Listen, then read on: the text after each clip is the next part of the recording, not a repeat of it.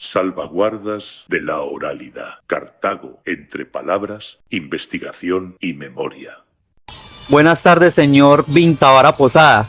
Muchas gracias por recibirnos aquí en este espacio de la ciudad tan lindo, ¿cierto? Conocido como el Parque San Francisco, y de fondo que tenemos como unos monumentos al frente muy coloniales, ¿cierto? Muy de ese Cartago viejo que tanto añoramos algunos. Mi nombre es Alan Moriones y junto con mi equipo estamos desarrollando como este proyecto, cierto, que busca salvaguardar la oralidad de los cartagüeños. Entonces, sin más preámbulos, como que nos interesaría mucho esas voces, esas memorias que usted tiene. Entonces, empecemos en materia. ¿Qué es lo que Vintavara Posada recuerda de su niñez? Querido Alex, Carolina, gracias por este espacio. Gracias por la recuperación de la memoria, de esos relatos que nos dan continuidad a las nuevas generaciones. ¿Qué recuerdo de mi niñez? De mi niñez recuerdo de que mi patio era prácticamente todo Cartago.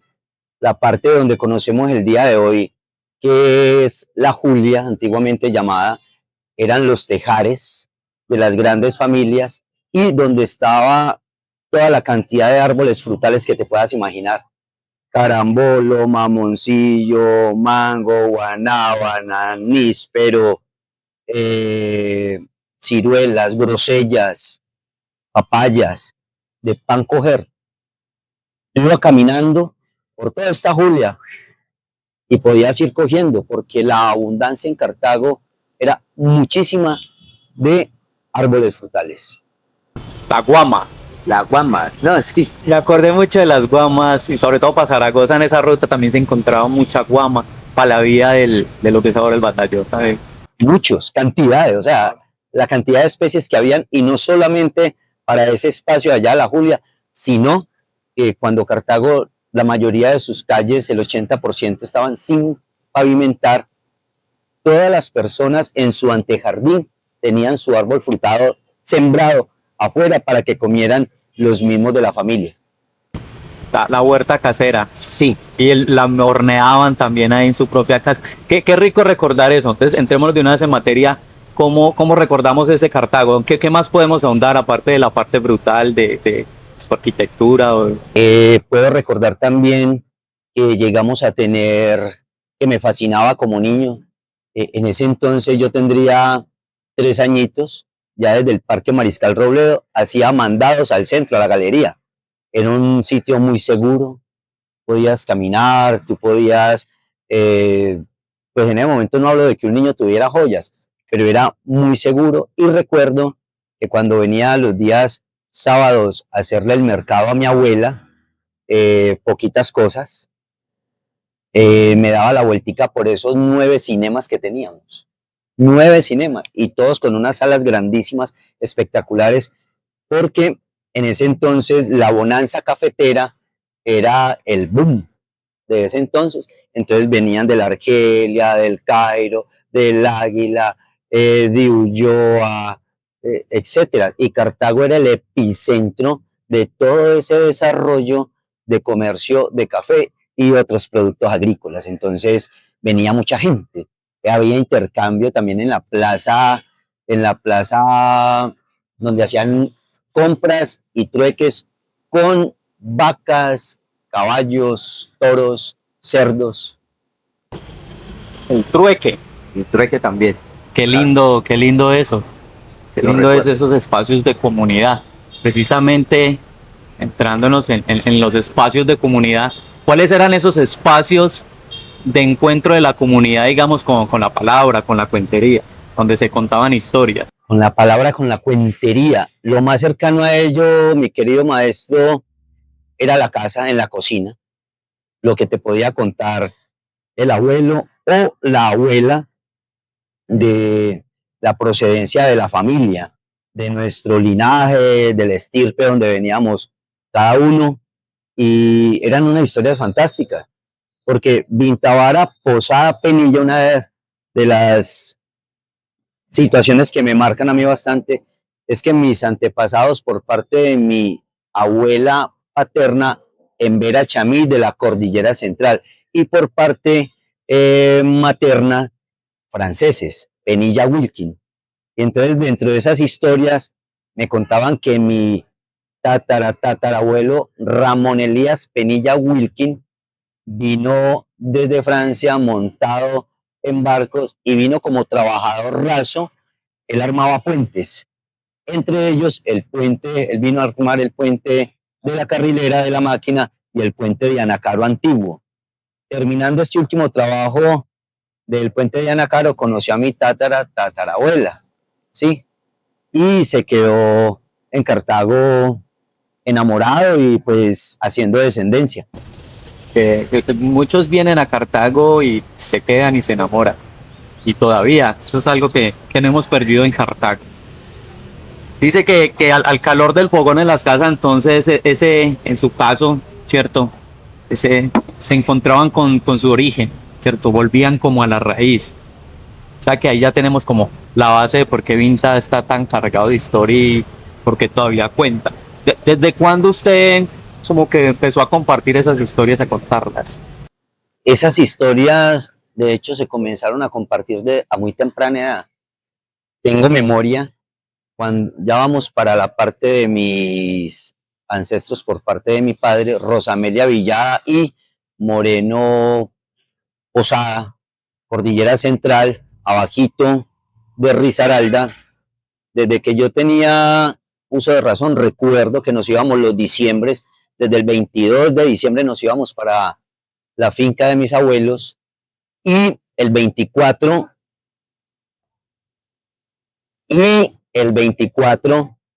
a las 2, 3 de la tarde ya comenzaban a llegar los primos, los tíos, los sobrinos, o sea, una cantidad de gente, que este es su primo segundo, que este es su primo tercero, que es su primo cuarto, que entonces yo chiquitico tengo un atisbo de recordar ello.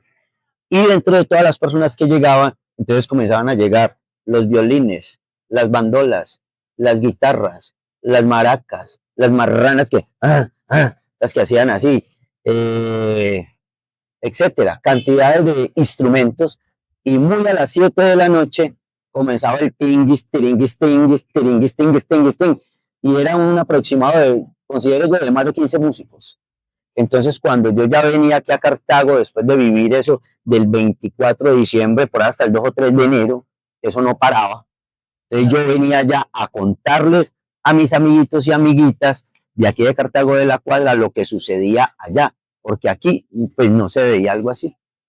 Entonces esas historias comenzaron desde muy niño y a medida pues que íbamos creciendo, todos los diciembres eran así, siempre, y antes había más músicos y antes llegaba más familia. Y de a poco comenzaron a partir los familiares y esa banda de músicos ancestrales, de música tradicional campesina, se fue diezmando de a poco, tristemente. La palabra ahí combinada con la música. Dice que le contaba a los amiguitos de la cuadra. Del Parque Mariscal Robledo, del el barrio Empresas Municipales, de la Loma de las Huacas. O sea, éramos una gallada grandísima de niños, porque te digo, como era muy seguro, entonces prácticamente uno se criaba, era cuando salía a estudiar en la calle y con los amiguitos, y usted se iba, como decía, a lagunear, entonces armaba sus anzuelos. Cartago también recuerdo que era lleno de humedales y lleno de una selva tropical seca. Y entonces bajaban riachuelos desde Modín, cantidades, y usted encontraba muchos arroyuelos y muchas lagunas de pececitos de colores, cantidades. Pececitos de colores. Qué lindo. Pinta. Retomando ese contar las historias. ¿Usted cómo se prepara para contar una historia? ¿Tiene algún ritual? ¿Un momento específico para hacerlo? Pues te cuento que ahí ya entramos en esta parte de herencia ancestral por parte de mi abuela Rosa, porque ella ya me contaba de que la bisabuela de ella era pequeñita, no hablaba español, se comunicaba, era la La mamá de ella, sí, era la única que se comunicaba y era pequeñita, con las trenzas hasta las nalgas, decía la abuela, y que hablaba diferente. Entonces, yo ya después me puse a investigar en Verachami, Cordillera Central. Entonces ahí ya entramos a esa parte de la cual tengo una herencia ancestral. Entonces por eso el bastoncito de mando, el cual tiene el cóndor, tiene el águila de Norteamérica y tiene la serpiente. Entonces este bastoncito, cuando se dan esos momentos de palabra, entonces este bastón es como una varita mágica, pero que ya no pertenece a las acciones del hombre, sino que ya está más bien en un plano espiritual. Y cuando yo hago esa convocatoria a través de mis ancestros, entonces yo siento es que mi lengua la mueven son los ancestros y la parte espiritual. No soy yo, son ellos que actúan a través de mí. Llegamos ahí a la conexión pura. ¿Hay alguna palabra, frase o forma de hablar característica en el momento en que cuenta la historia? Claro, ya la voz se vuelve de un tono místico. También adquiere algunas tonalidades como de más bajos en mi voz, más pausada. Y también algunos movimientos corporales comienzan como a enriquecer esa parte mística a través del bastón, del cóndor, del águila, de la serpiente, de las aves, de esa parte del ritual y la ceremonia que hemos abandonado, que ya no conserva el hombre y la mujer del común, puesto que la modernidad nos ha llevado inmersos a contemplar, a disfrutar y a abrazar el ruido. Y nos acostumbramos al ruido. Importantísimo lo que nos estás contando, Vinta, de cómo se abandona el ritual, ¿cierto? Y cómo abrazamos ese ruido. Digamos como que en esa mística que maneja para contar las historias, esas, lo que usted dice, su cuerpo se transforma, la palabra vibra de una forma diferente. ¿Cómo lo transmite al público y si eso usted lo cambia dependiendo del público o siempre va usted igual con esa misma?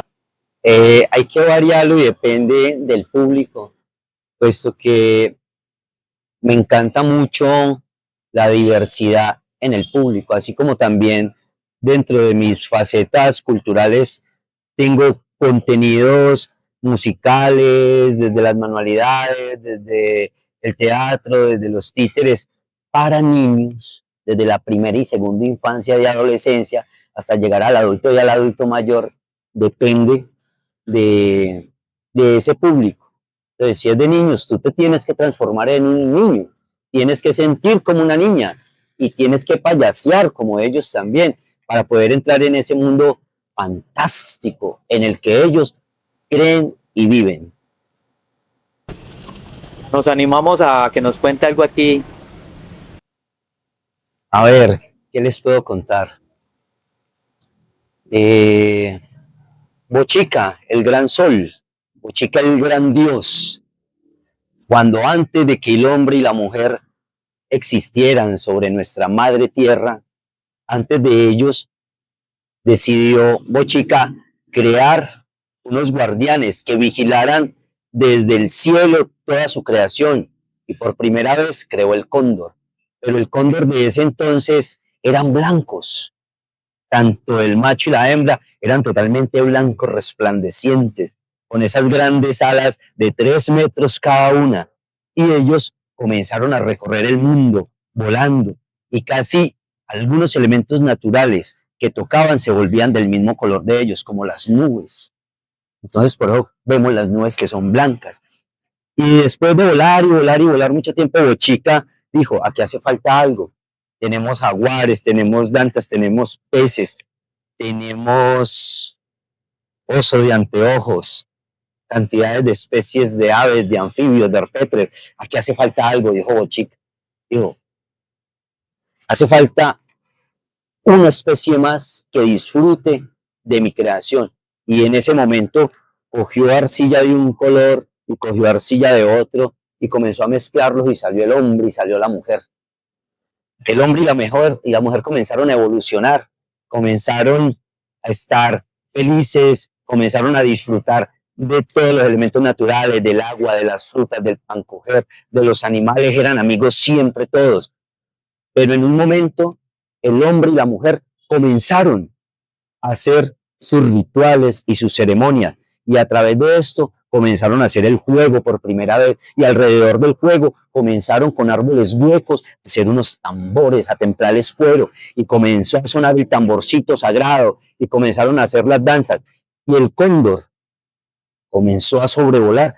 Y desde distancias lejanas comenzaron a escuchar ese tamborcito y escuchar esos cantos. Ay, ay, ay, ay, ay, ay, ay, ay. El cóndor comenzó a sentir de que nunca había escuchado eso y comenzó a buscar de dónde provenía ese sonido. Y desde las alturas, el cóndor macho y el cóndor hembra quedaron pregnados de este ritmo y de esa especie del hombre y la mujer y comenzaron a volar alrededor de esa fogata y de esos tambores. Pero no solamente fueron 10, sino que después fueron 100 cóndores, sino que después fueron 1000 y 2000 y 10.000 y 20.000. Y ese espacio de ritual, de tambor y canto, ya eran demasiados cóndores arriba en el cielo. Y como eran tantos, comenzaron a sobrepasar la atmósfera, la ionosfera, la troposfera, y comenzaron a quemársele en las alas porque quedaron muy cerca de ese gran sol y comenzaron a caer incendiados sobre la tierra porque se les quemaron las alas. Y sucedió que las comunidades indígenas, como vivían y sus techos, sus casas eran de paja, comenzaron a caer los cóndores encima de ella y comenzó a haber un incendio gigantesco sobre la faz de la tierra. El hombre y la mujer dejaron de sonar sus tambores, dejaron de cantar y dejó de caer bolas de fuego sobre la tierra. En ese momento, Bochica le hizo entender al cóndor macho y al cóndor hembra de que no se acercaran tanto y que disfrutaran ese tamborcito y ese canto desde las cordilleras, que no se volvieran a acercar, porque entonces su especie podría verse amenazada y desaparecer. Desde entonces se dice de que los cóndores, por eso se fueron a los Andes a vivir y dejaron a las comunidades solamente con sus rituales en los valles y en algunos piedemontes de las montañas. Ah, muchas gracias, Vinta, por esa palabra, por compartirnos esta historia de origen. En ese contar de historias, regresándonos un poquito al territorio, ¿cierto? Toda esa responsabilidad que tenemos desde conservar la tradición oral. ¿Cuál es el cuento, la historia o el relato que para Cartago, para su barrio o su comuna, eso que recordaba, digamos, que tenías al lado la Loma de las Huacas, que es muy rica en historias, o sea, son de los barrios antiguos que estaban también llenos de esas lomas, que yo recuerdo las historias, por ejemplo, que en la Semana Santa alumbraban las montañas. Entonces, ¿cuál es para usted la historia que representa ese sector de la ciudad? Son muchas. A ver, pero una muy puntual. Cartago tiene diferentes calificativos. El territorio de las 7 colinas, el fortín de las 7 colinas, el bastión de las 7 colinas, los miradores de las 7 colinas. He escuchado varios referentes acerca de esto. ¿Y por qué las 7 colinas? Antiguamente, las comunidades Quimbaya Tardío, los cuales fueron el último fortín aquí en Cartago y después se fueron para las montañas del occidente, todo lo que es el Cairo, Versalles, y comenzaron a huir hacia allá. Desde esas 7 colinas que habían en Cartago, desde las que vemos hoy, que aún podemos estar en ellas, Loma de la Virgen, Loma de Bellavista, la convertida hoy en Limonar, que era la Loma del Volcán, la Loma de las Huacas, porque la Loma de las Vacas, ¿por qué de las vacas? Habían muchas vacas, sacaron muchas vacas de allá, que me contaron a mí, yo que vivía ahí cerquita en el Mariscal. En Collarejo había otra loma, la Loma del Palatino. Entonces, desde estos picos, los indígenas podían ver, alcanzaban un radio más o menos de 3 kilómetros, 4 kilómetros. ¿Quién venía para acá y estar listos? Entonces es uno de los relatos que más me apasiona a mí y dentro de mi sensibilidad trato en algunos momentos cuando estoy en estos sitios de cerrar los ojos y poder sentir estos aborígenes caminando aún por Cartago, haciendo sus vías en el río Tatayamba, sembrando y con el pancoger. Pues regresamos precisamente a una de las entrevistas, tocamos el tema de las 7 colinas y ahí en la historia, digamos, como que aterrizarnos un poquito más realmente en la importancia de esas 7 colinas que muchas ya se han ido perdiendo. O sea, conservamos algunas, pero muchas, no sé si bien llamado, yo digo que mal llamado progreso ha hecho a un lado, ¿cierto? Y la historia no ha sido como agradecidas con este tipo de espacios. Yo creo que en esa parte ya social de construcción expansivo no hemos sido consecuentes con ir avanzando socialmente y arquitectónicamente, pero llevando la historia y nuestras tradiciones de la mano. Superviven muy pocos, dentro de ellas el bordado, y sabemos que el bordado pues no es de nosotros, eso desde Asia, después desde Asia entonces Europa, de Asia España y de España ya Suramérica, pero nuestras tradiciones como tales, aborígenes ancestrales, ¿dónde están? Se habla muy poco de ello. Creemos que están en pérdida los narradores orales, sus cuentos, toda esa tradición ancestral en Cartago.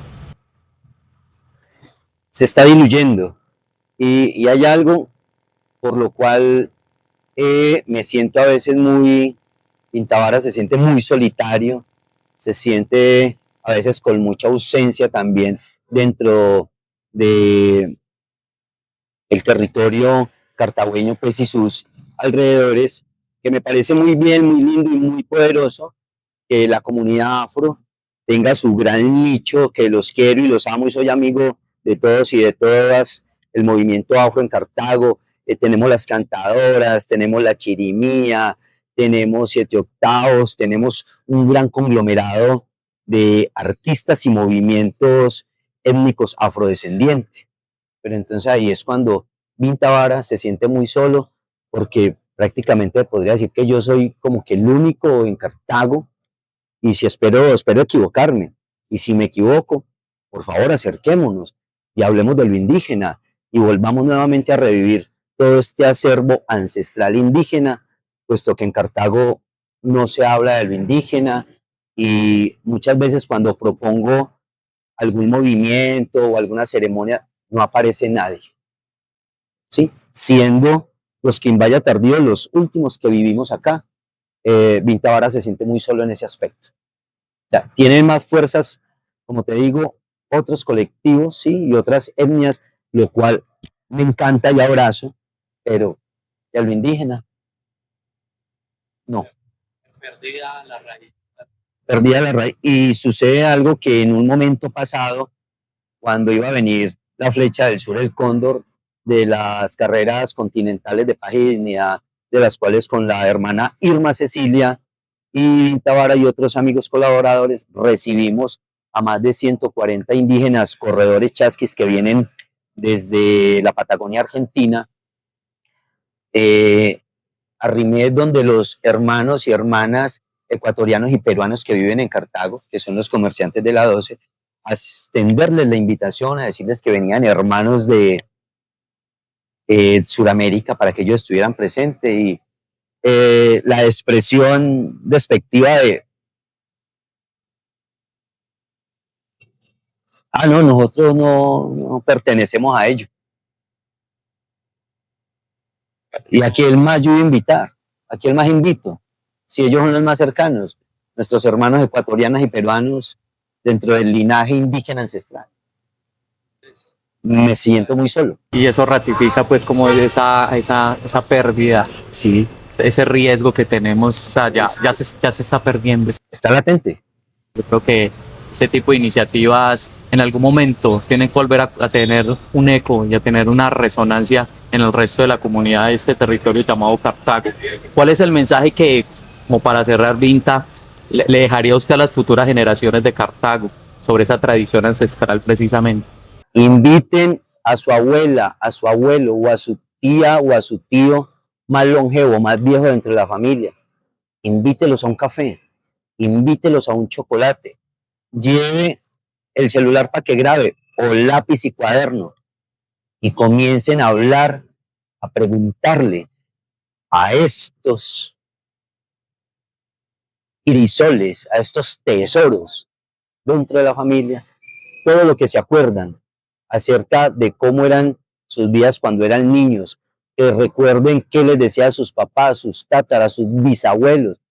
Ahí hay un compendio muy importante, puesto que ya conocemos en qué se transforman las acciones del hombre contemporáneo. Ya conocemos bastante de eso, ya conocemos de la mezquindad, conocemos del odio, conocemos de la corrupción, conocemos de los malos pensamientos, el mal uso de la palabra.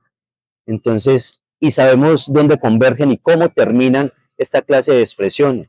Entonces es volver nuevamente, retomar estas palabras antiguas y todos estos relatos ancestrales, los cuales van a llegar a un punto de espiritualidad, a un punto de un nuevo caminar, de volver a cosechar esos pasos, de volver a sembrar esa palabra, para poder que esa cosecha en un futuro florezca a través de la palabra, a través del brillo de tus ojos, a través de esa forma de ver, de sentir, de expresarse, para que las nuevas generaciones sigan amando y abrazando la buena conducta que no se puede seguir perdiendo. ¿Cuál es la sensación de Pintavara cuando está narrando? ¿Qué siente en el momento de narrarle a ese tipo de público? Siento que todos estamos creciendo, siento que de algún modo se está reivindicando nuestra oralidad, nuestras historias, nuestros mitos, nuestros cuentos, están volviendo a renacer, están volviendo a tener un verdadero enfoque para poder volver a recaminar el camino y que los niños, las niñas y cualquier público que pueda escucharnos a través de estas narraciones y oralidad puedan quedarse con herramientas para la vida, porque no son solamente cuentos, historias o mitos, sino que estas narraciones llevan intrínseco muchas realidades y verdades sobre las cuales, si estamos atentos, podemos coger un poquito de cada uno y llevarlo a la vida real para que se transforme como en esa forma de hacer ese tejido, ese bordado de la vida. El bordado de la vida, el bordado muy icónico De nuestro de la Cartago. ciudad y que está arraigado también ahí Claro que sí. de una u otra forma la palabra, ¿cierto? Sobre todo pasa común a uno Sí. con las bordadoras y los areneros que tienen también esas historias ricas alrededor del río. ¿Cuáles son esas historias o relatos que a usted más le gusta contar o que la gente le pide que cuente? Como me marca muchísimo la parte ancestral indígena, entonces reclaman y piden ello, que cuente historias, mitos o cuentos acerca de las comunidades precolombinas. ¿Cuál cree que es su papel como portador de historias en el territorio? Pues no solamente el papel de Vintavara, tú también maestro, hay otros maestros también desde la palabra que desde la realidad y consideración nosotros somos transformadores de mundos. Somos transformadores de mundos posibles y fantásticos que sí existen. Ahí ya tendríamos que, pero eso es tema para otro momento, porque ya la parte espiritual son otros planos que no vemos de pronto por el ruido, todo lo que hablábamos ahorita, nos estamos privando de ellos por estar más en este mundo del hombre que en el mundo espiritual ancestral. Entonces no los vemos, no los percibimos, no los escuchamos, no los sentimos. Entonces ahí es donde entra esa parte a través de la palabra a transformar mundos. para poder vivirlos, para poder tener una percepción, porque con la palabra, los cuentos y la tradición oral nos damos cuenta de que cuando el hombre y la mujer saben de dónde vienen, es más fácil saber para dónde vamos. Pero cuando no escuchamos estas historias, la gente tiende a ser una copia de lo establecido, un prototipo de lo establecido, uno más del montón, pero no se identifican como auténticos para poder hacer su propia y verdadera historia. Es decir, contamos para transformar. Contamos para transformar. ¿Por qué cree o creemos que es importante conservar la tradición oral? Transformamos mundo, pero ¿por qué es tan relevante esa continuidad de la tradición oral? Esa continuidad de la tradición oral en estos tiempos tan convulsionados y tan permeados. La consideración es que si no lo hacemos, estamos en tendencia de dejar morir la tradición de nuestro apellido, la tradición de nuestro linaje, la tradición de la natilla, del buñuelo, del caramelo, de esas recetas del abuelo, de la tía, de la mamá, del mismo papá que está en la casa, de todos estos abuelos que aún viven y perviven en esta época moderna. Hay que continuar hablando de ello, hay que escudriñar no solamente desde la palabra, sino también desde la investigación, de poder hablar con esos tíos y esas tías y esos primos que son los que tienen más edad dentro de la familia, que son más longevos. No podemos dejar que pase el tiempo y que ellos se lleven esas historias a la tumba, por decirlo de algún modo, sino que hay que estar escudriñando siempre, hay que estar revoloteando en ese imaginario y en esas verdaderas historias con los cuales ellos se criaron, y por eso hay que volver a retomar este crisol. Esto es un tesoro, es como abrir un cofre del tesoro y comenzar a sacar de ahí y a maravillarnos, a volver a la contemplación. Minta, ya estamos haciendo el cierre, solo palabras de agradecimiento y gratitud por tus memorias, por tus historias, por ese estar ahí siempre, por esos aportes invaluables como este tipo de espacio, este tipo de proyectos de memoria que buscamos pues como salvaguardar.